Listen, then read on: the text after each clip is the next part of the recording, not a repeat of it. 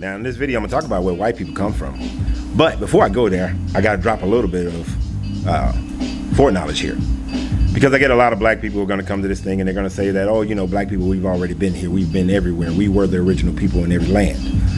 But most of them want to deny the out of Africa migration theory, which is really more of a fact because we have enough archaeological proof to prove it.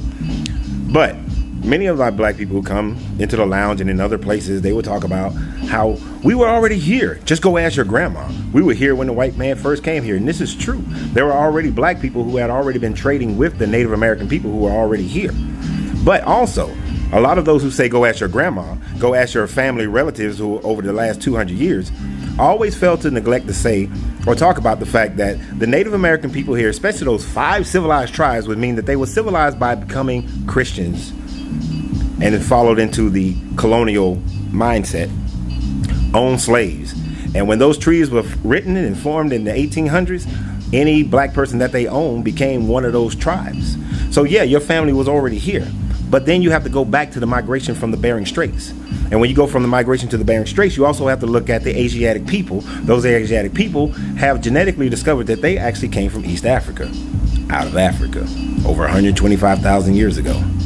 But even at 65,000 years ago and 25,000 years ago, they migrated. But black people have sailed ships and have already come over here during that time frame. Columbus even wrote, as his brother wrote, that there were black people already here when he got here that was already trading with the native people that was here. The word Ghana, which means gold, is a similar language to what is in all and most Native American people's speech of Ghanim or Ghanana, which means gold in Native American languages. But here's the crux of white people. The crux of white people and the science behind it is that 80,000 years ago, and even as early as 25,000 years ago, who people would call the Cro-Magnon man were actually black people who had blue eyes. These people have black skin because they came out of Africa. And what they lack in their genome is the traits that will make you white. So these white Europeans that people like to think that they are were actually black people who was in Europe. But it is the lack of the ability to produce, have vitamin D in their diets when they became agricultural, that they began to develop lighter skin so that they can get vitamin D from the sun.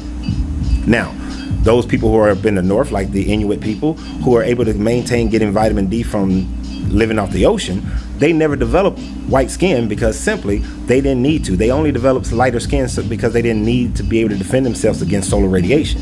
Which is why when you look at solar radiation and a map of race around the world or skin color around the world, where there is high levels of solar radiation, there is darker skin. And it is lighter skin where there's low levels. But it is the vitamin D deficiency that allowed white people by 7,000 years ago to start becoming white. So white people originally were black people that migrated